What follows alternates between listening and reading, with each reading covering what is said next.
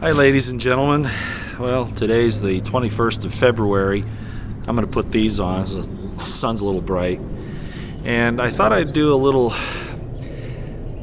reevaluation of the American Spring. And so I've written a couple of emails to them, actually just one. But I did go to their site again, and some interesting things have happened. The first is that the wording of phases 2 and 3 have been, I think, in a large measure corrected regarding my concerns. There still might be a small issue with phase 3, but it's actually looking a lot better. And most importantly, in bold underneath, it says that all actions will be taken in conjunction with and in obedience to the Constitution of the United States. Very important.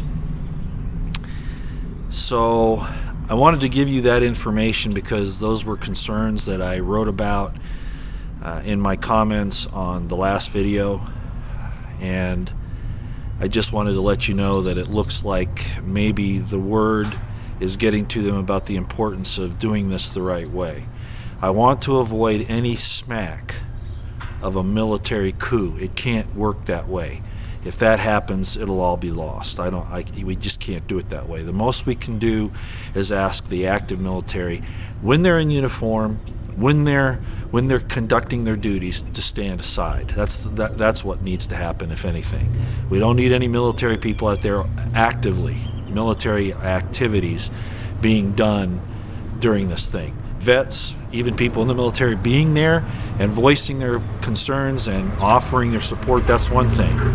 But it's another thing to smack at all of a military coup. So I'm very happy to see that change has been made.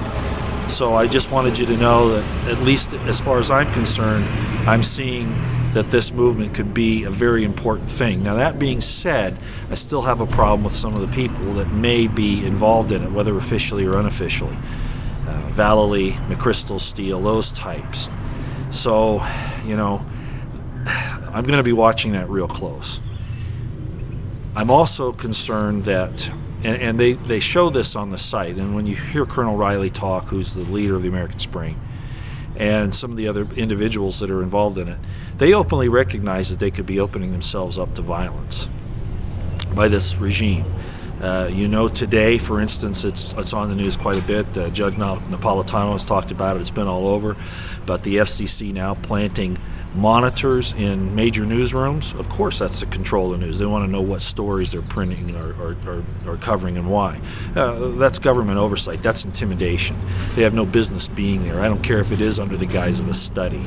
Okay, so these are tyrannical, authoritarian, dictatorship type of activities. And again, I could go over the whole litany of everything. I want to know why they're going after people like D'Souza when Obama and his administration has conducted Fast and Furious, the Benghazi cover-up, the IRS scandal. I mean, we could go on and on. Okay? The president doesn't deserve protection. National security is not to be used to cover criminal behavior. It is not. Quite the contrary.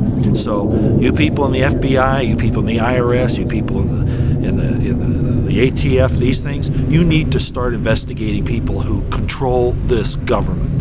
If you want to do the right thing, that's where you need to be. Because I'm going to tell you something. If this thing with the American Spring succeeds, and frankly I'm worried about all the people that show up on this thing, but if it succeeds, we're going to come after you and put you on trial. Okay? You're not going to play the little thing while I was just doing my job, because that's what they did in Nuremberg. Okay? It ain't going to fly. It ain't going to fly. So you better make your choices now. I guess that's enough for this update.